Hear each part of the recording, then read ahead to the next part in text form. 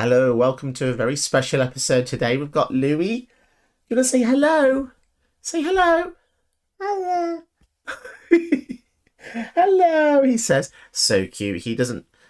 He's quite. He's never been on the channel before, but I thought I'd just drop him in and say hello. Aren't you cute? Aren't you cute? Who's that? Who's that? Is that Louis?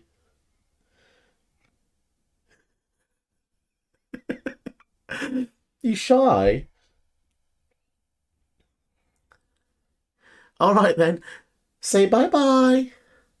Bye. You wave bye. Yeah. Here we go first. Snap key, because we've got two pieces of ramp, which is going to be fantastic. You might be wondering why I have a copy of Tasha's Hideous Lava in here. It's just some random value that I thought I'd put in. It's probably never going to mill them. I just want to see how good this is just by itself. Because I get to situations where the opponent just has a few cards left, and yeah, it might be a good way. It's just like an oddball card. It's not. This is definitely not meant to be a serious kind of deck. It's just a one-off funsies card, to be honest. Sanctum Weaver's gonna give them enchantment equals mana. Okay. Do we care about this? It only taps for one so far, so let's just ramp, I think. I'm trying to think of an instance where this mill card would be incredibly good. I guess if you could copy this, which is entirely possible. Exile until they hit 40 mana's worth of cards is pretty awesome, especially if people have really aggressive curves. Okay, we can go for the Jin Gitaxias here. Ward 2 is going to be incredible. So the only spells they can hit him with here is 1, 2, 3, 4, 5. So it's a 3 mana spell, I guess. They'll still hit him. And here comes Izuri. Creature power 2 or less enters the battlefield, get an XP counter, and then they can put counters on a creature they control equal to the number of experience counters. That's pretty damn good. We can bounce any of their things to the hand though, so I'm not too worried yet. Izuri is an old commander card, so it's interesting to see him finally in this format. So we draw a card, and then we're going to get some more things. Ooh. We could go for land. And we could steal that. We could steal something, couldn't we? Or is it better to go for Mox Amber? I think we'll go for the steal spell, actually. So we've got a number of options here. We could steal the Benthic Biomancer. Yeah, this is the thing about the experience counters is that we can't interact with them. So we could just bounce the Izuri. Yeah, because even if you bounce it, the XP counters still remain. That's pretty tricky. Do we just steal this? To stop them drawing and discarding? We'll go for the search. No, it's fine. I think we'll just leave up the Perilous Voyage. Not the most cost-effective turn there. Maybe I should have taken the Mox Amber. Shapers of Nature. So it's a counters-based deck. Everything is counters. When it attacks, target creature loses all abilities. Ooh, okay. So let's bounce this in response so they don't get the XP counter. They could have a protection spell here.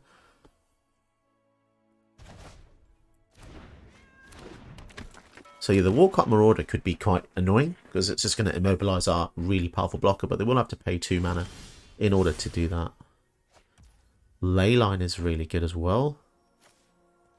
Giving all of our spells flash is legit here. Ooh, Pact of Negation, fantastic.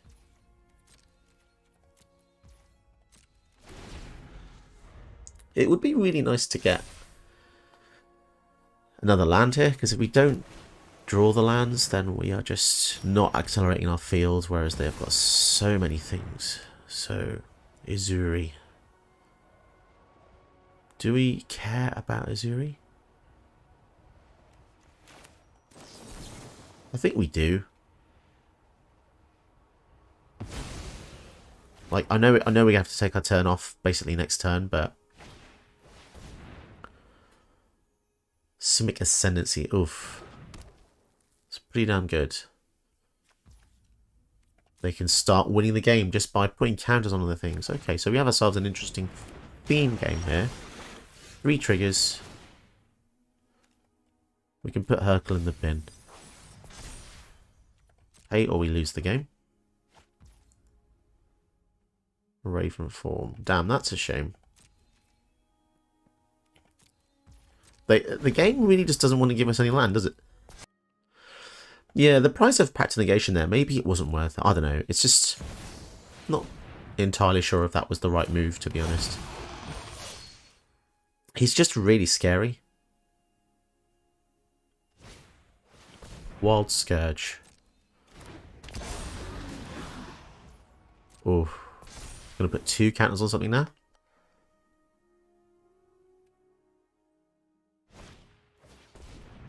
Stonecold Serpent. So how many counters do they need to win? 20. Oh my goodness. It's not even that much. And they're already on 3. They're going to get more counters here. Oh my goodness. This is literally terrifying. We could steal the Stonecold Serpent here if we wanted to.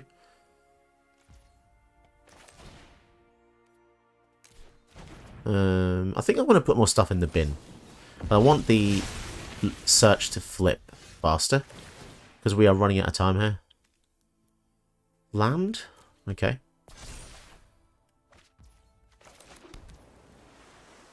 So... can they put 20 counters on here? Or we could just steal 2 of their creatures. Maybe just steal 2 of the creatures here? Or still... actually, we still won, don't we? Yeah, we still won.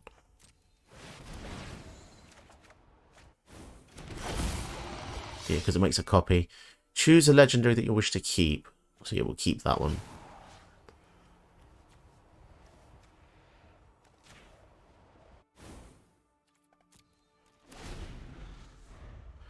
So I'm guessing we might just have one more turn.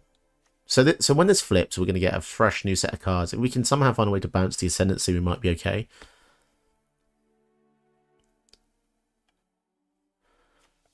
I'm just waiting for their River's Rebuke, which I feel like they're probably going to have. Interesting. So they'd rather kill the Izuri than take care of our Jin, which is... I guess they would have had to pay an extra 2. Okay. Kind of makes sense, doesn't it? The 9-4. Oh, I do wonder what's going to kill us faster. The Warkite Marauder or the Simic Ascendancy here? That's crazy. A 9-4. So we need a mass board wipe here. Or we're just dead, I think, next turn.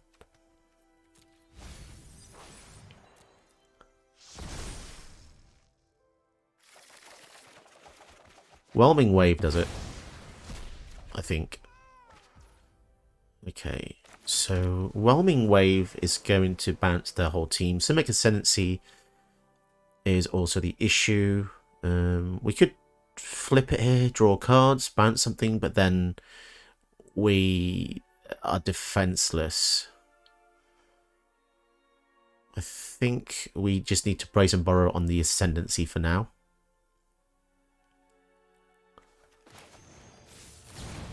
Because that is the scariest thing here.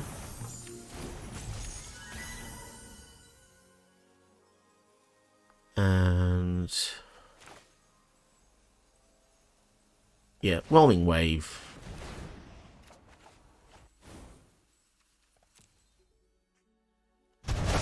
So that buys us a lot of time there.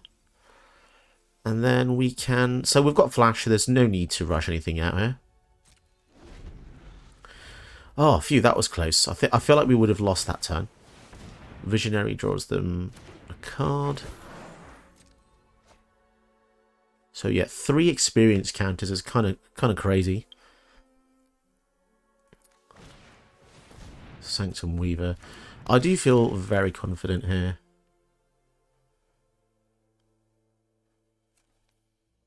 might just use the Tasha's Hideous Laughter to get that out of the way. Or maybe I should save it, to be honest. Because if I save it with a copy effect, I might be able to kill them. So just go for the Brazen Borrower for now. They have to discard. Okay, fantastic. So I'm thinking maybe Jin. And then just swing in for now. Yeah, the flash is giving us so much power here. We don't have to do anything in our turn. We just have to worry about the Simic Ascendancy. I think this is definitely the biggest threat here, because they can just pay 3 to put count. I think this can just go up so fast. So there's Azuri. I think I'm going to steal it.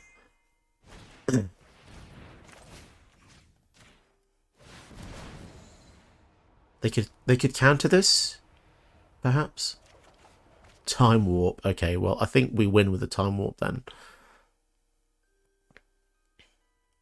So as you can see, our deck doesn't really use many counters. It's more interactive spells, which is what I've always preferred. Time Warp is probably the most toxic thing you have in the deck. I guess you could say stealing is as well. Yeah, it's just the thing. Mono Blue has to... Oh, so they've just copied their own Azuri with the Altered Ego. Interesting.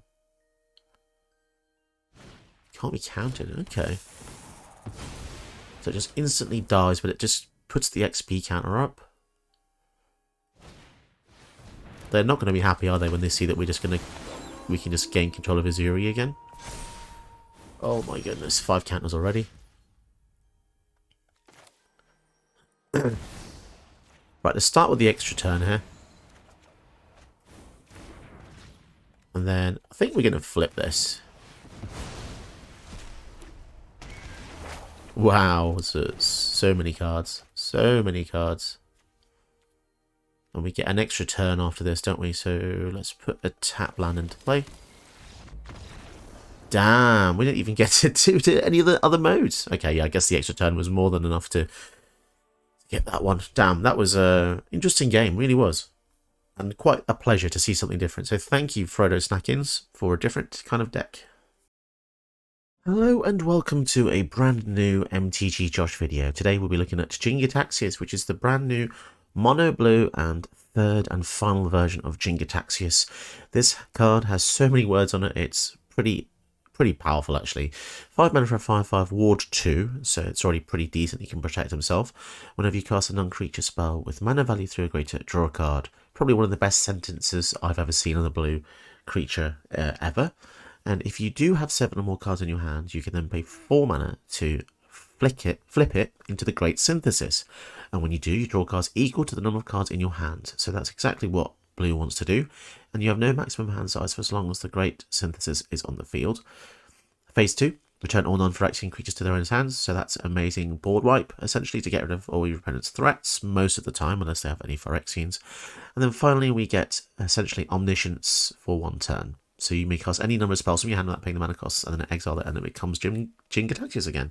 So it's pretty damn powerful, and yeah, they just keep making strong Jin Gitaxias. Last time we saw the 7 mana version, I thought this was going to be the pinnacle, but I think possibly this could be slightly better. Not 100% sure, you need to play it for a bit longer.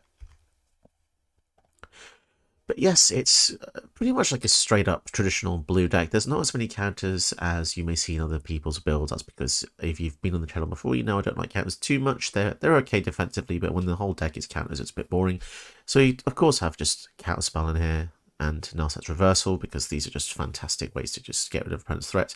Narset's Reversal is interesting because it's kind of like an Uno reverse card. If someone uses an Emergent Ultimatum or a huge win con, you pay 2 mana, you get the spell, then they get it back in the hand, and you get to cast the spell. Very cool, very powerful, very nice artwork. The top end is probably what people are most excited about. So you've got one of the Multiverse, which is kind of like Omniscience, once a turn from your hand or from the top of your deck, really powerful. Nazal lets you draw lots of cards whenever your opponent casts non-creature spells, so that's an interesting kind of dynamic compared to the Jin, which draws whenever you cast non-creatures. Very interesting. Kiora SC card is just a fantastic finisher. One thing about mono blue is it's difficult to finish people off because all you're doing is bouncing, countering stuff. and eventually need a way to kill them. River's Rebuke, obviously, just a staple. And Temporal Sundering just to get an extra turn, bounce the thing. My stance on extra turn spells has changed somewhat just because of how powerful opponents' decks are these days. So we do have another copy of Time Warp as well, with Imrith as a way to finish your opponent off too. We just want loads of ways to finish your opponent off, even if they aren't non-creature spells. We do have the majority of the deck as 3 mana or higher, so you will be drawing a lot from Jin Gitaxias. He's just a really good support card. You don't necessarily need him to actually win, but it's just a really good way to kind of apply threats to the board, gain some cards, do lots of fun stuff. It's a pretty fun deck, and I hope you enjoy watching it, as I've spent, a fair few hours recording this. And with that in mind, any donations are greatly appreciated. Don't forget to leave a like and a sub, and I hope you enjoy today's video. We go first against Tekathal. We'll mulligan this. This is not too bad. So they're a proliferate deck. They've got flash and all their spells. We can literally just bounce this though. That feels so cheeky, but I guess we're down a card now, so... Oh well, it does mean that they have to play Magic normally, I suppose. Patchwork Automaton, so it's a more of an aggro style build. Okay. Tempest Djinn coming in hot. 3/4 flying, not too shabby. Got War 2, interesting. This can get out of hand, I think. Okay, so we missed a land drop, which is really going to suck, but we can... we can actually Surveil 2 here. Or Scry 2, should I say.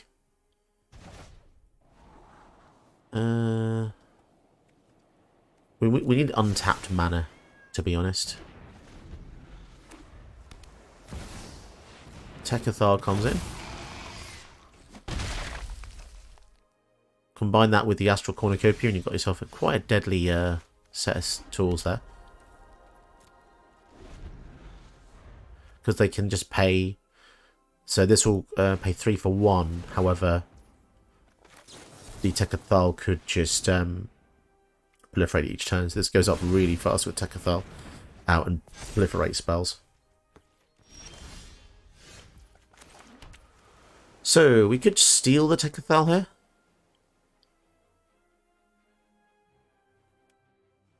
I'll go for the Jin Gitaxias first, I think.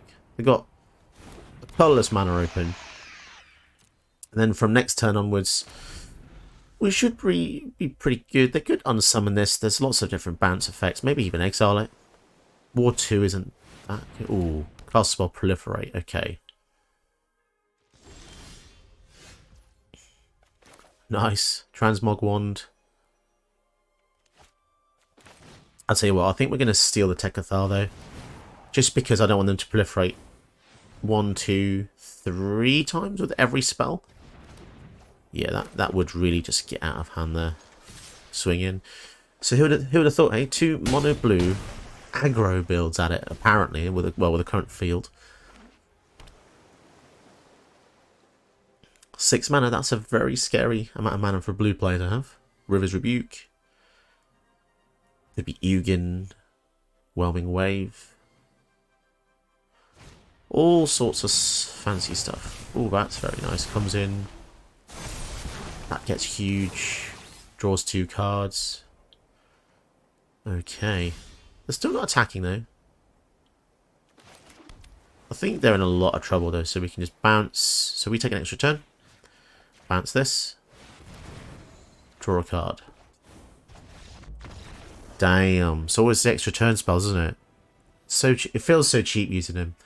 I would say if you have more honor than me, take the extra turn spells out. But I think you just need them. To be honest, you just need them.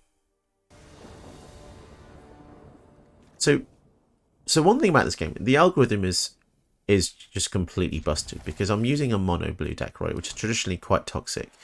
But I just keep facing decks like red-green decks. It's just very weird. And I don't really know how the algorithm thinks that these are...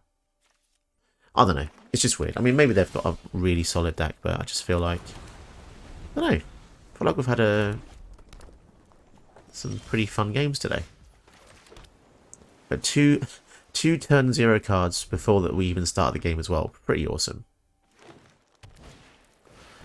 Cultivate. So we could be ironic, counter it, but I don't think there's a need. Because we just give them 2 treasures anyway. So all we'd be doing here is translating the lands into temporary mana. So I could go for Narset here. I think I should actually, just because she then enables the Mox Amber to be online anyway. So let's get some card advantage. Ooh, they're both really good. Keep safe draws the card back though, so I do prefer that slightly. Rhythm of the Wild. So they can't be countered. Well, joke's on them. We don't really run creature counter spells that much. Haste is going to be annoying, but we're gonna have to deal with it eventually. Time Warp. Oh, why do we keep getting Time Warp today? It's kind of strange. Let's go for Jin.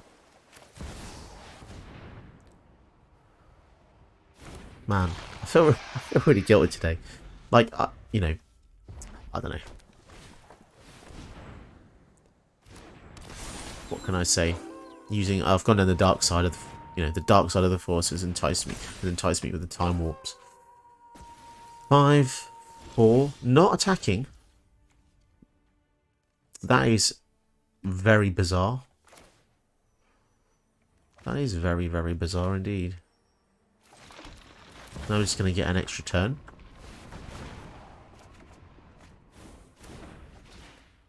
And then we can bounce the Tovolar to hand. Could have bounced the Rhythm of the Wild, actually, if we needed to. And we're going to get an extra turn anyway, so we might as well swing in. So now we're in a bit of an annoying spot here because we now only have cards that don't draw us cards with the Jin. But I still think we just play them out, to be honest. And interestingly enough, the Narset provides quite an interesting debuff to their deck, because Tovolar wants them to draw extra cards, right? But they can't as long as Narset's out. Fire Reach Bandit. Whoa, they're going to have a lot of haste here. Interesting. Let's see where they go with what. How many resources do they want to pump into killing the Narset?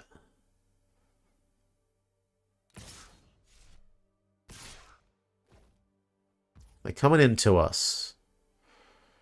I think we just bounce it, right? Just buy ourselves a little bit of time here. We don't get to scry 2.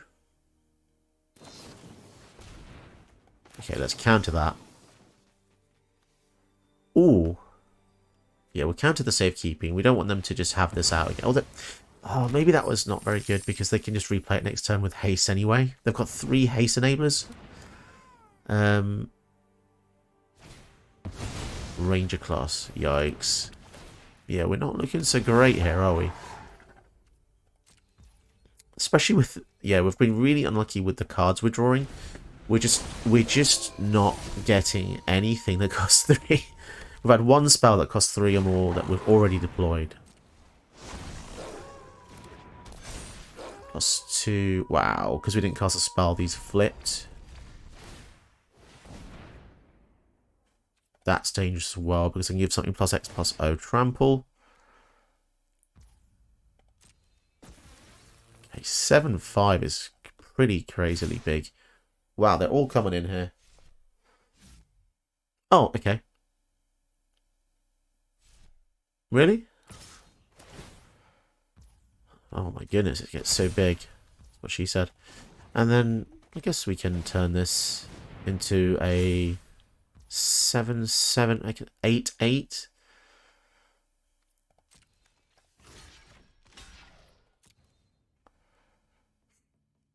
You can only give it... Okay, so... Actually, there's no need, is there? There's no need to give it the power boost because it already kills it, doesn't it? They already trade, but the trample will come through to Narset. Oh well.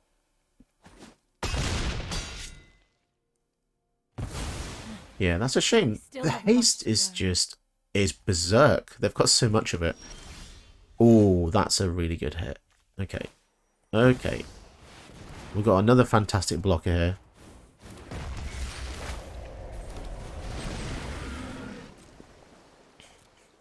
Okay, they could be in trouble. We also have the hexproof for Jin Gitaxias if they get another kill spell. Essentially, we're in a pretty damn good situation here. 7-5. So they keep wanting to trade with our things. Which is fine by me. Because we're going to tap all their things in their turn as well. So that's going to slow them down quite a bit. 9-6. We still trade. Down to 24. Okay, and they lose their commander. They draw a card though. We couldn't stop them there. Tap all their things, and then in the following turn we can steal something. So they have to be careful as to not... Right, let's make an extra blocker. And because they've got so much haste, I still think we leave up a blocker here because we don't want a surprise attacker to just come in at Teferi when we desperately need it. So that's going to come in untapped. So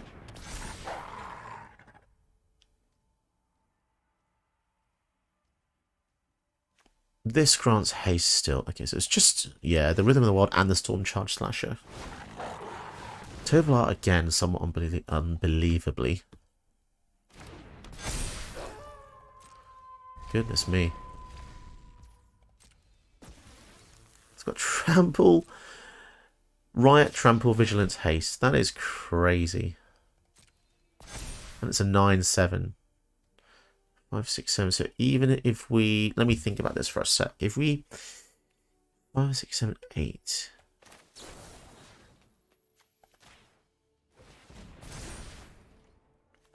If we do that, we can keep Teferi alive by 1 point.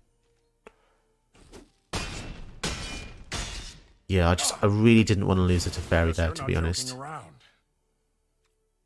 And we kill the Tovolar again. And now we can steal something.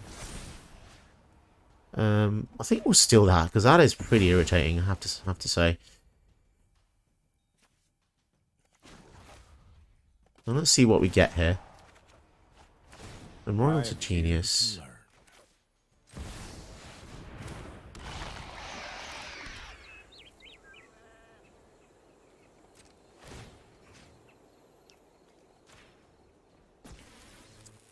Yeah, I don't feel too confident, to be perfectly honest. I mean, they've still got one more haste name. It's 7, 8, 9, 5, 6, 7, 8. One more mana and they can cast the Tovolar. And this guy comes out so hard with all these hastes.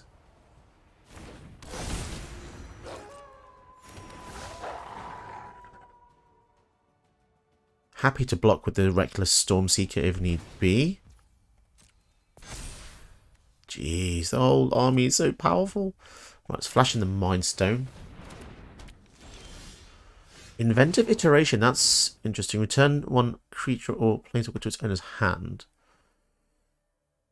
Okay, let me think about this for a sec. We can probably... Yeah, let's just keep making defenses here. And I think we don't do anything until their turn. Because we've got Flash, remember? So it's a bit precarious, to be honest. But we want to be reactive because... 2 damage to opponent or planeswalker. So we need to draw a card here to save our creature and Teferi, sadly.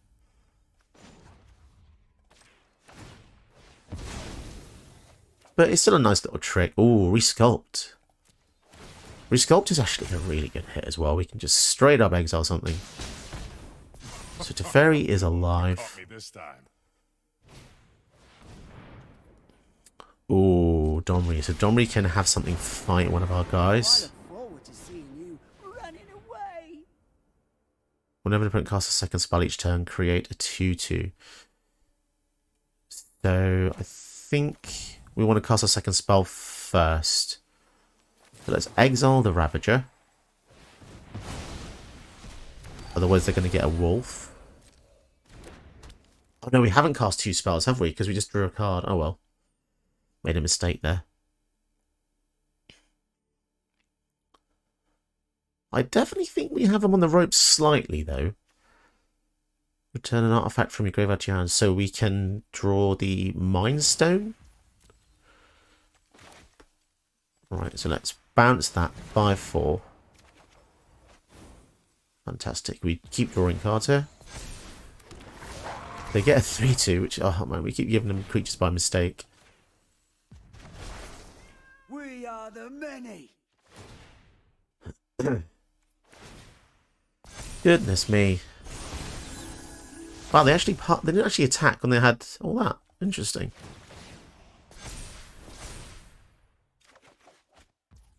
Mind Stone. Have they got any way to just deal damage? I think we're just going to keep creating blockers here. It's nice to see a familiar face. And the Domri's still going to be alive, but damn it. I just need to just hold out a bit longer. This is a pretty intense battle, to be honest. It's another one of those really fun dual deck games. It's like werewolves versus wizards, I suppose. Or praetors. Can't be countered. Once again, we don't have any counters, so that's fine.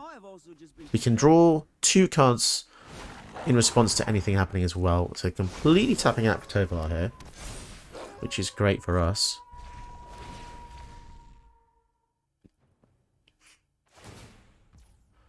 They've got so many powerful attacks coming in. If they want, they're not attacking. Proper confused now. Pact of Negation. Look at all these triggers as well, man. This is really, really powerful here. And we can draw another card here as well.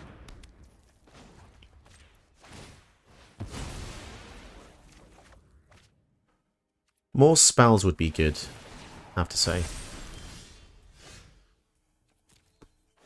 Yeah, these spirit tokens are getting out of hand, I have to say.